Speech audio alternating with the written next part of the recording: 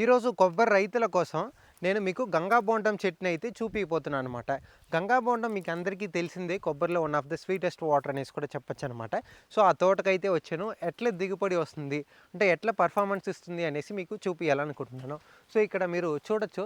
So ఇది వచ్చి proper మీకు గంగా బోండం కాయ అనమాట. సో ఈ కాయ అయితే కూడా మీకు తీసి చూపిస్తాను. చూసారంటే మీకు ప్రాపర్ పప్పాయ షేపు ఆ నట్ అనేది వస్తుంది అనమాట. ఇది చూడండి, మంచి మెచ్యూర్ అయిన కాయ, ప్రాపర్ మీకు పప్పాయ షేప్ నట్ అనేది వస్తుంది. One of the sweetest water in the coconut అనేసి కూడా చెప్పొచ్చు అనమాట. సో ఈ చెట్టు చూసారంటే సంవత్సరానికి మీకు దిగుబడి ప్రకారం ఒక 250+ యావరేజ్ ఈల్డింగ్ అనేది వస్తుంది అనమాట. సో ఈ చెట్టుని అయితే మీరు చూడండి ఎంత కాయలు కాస్తుంది అనేసి. అసలు మీరు ఒక్క చెట్టు అంటే నమ్మరు. సో ఇక్కడ చూడండి, సో ఇక్కడ చూడండి అసలు ఎన్ని కాయ దిగుబడి అనేది వస్తుందన్నమాట.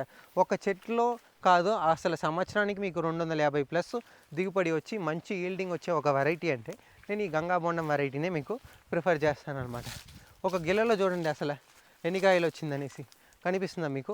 ఒక బెస్ట్ వెరైటీ, ఒక sweetest water in the coconut అంటే నేను మీకు ఈ గంగా బోండంని ప్రిఫర్ అయితే చేస్తానమాట. సో ఈ ఫామ్ని అయితే చూపిస్తాను. చెట్టు చూడండి అసలు ఒక 6-7 అడుగుల కిందనే కాయలు అనేది కాస్తుందనమాట. ఒక బెస్ట్ వెరైటీ ఎవరైనా ప్లాంటేషన్ చేయాలంటే వాళ్ళు గంగా బోండం వెరైటీని పెట్టుకుంటే మీకు బెస్ట్గా ఉంటుంది అనమాట. ఈ ఫామ్ని చూసి తెలుసుకోండి.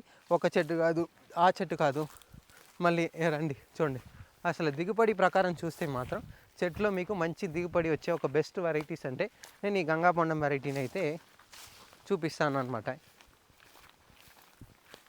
ఇది వచ్చి కంప్లీట్ ఒక షార్ట్ వెరైటీ, అంటే పొట్టి రకాలని చెప్తారు కదా, అట్లా ఒక డ్వార్ఫ్ వెరైటీకి చెందినది. చూడండి ఎంత కింద కాయలు కాస్తుందనేసి.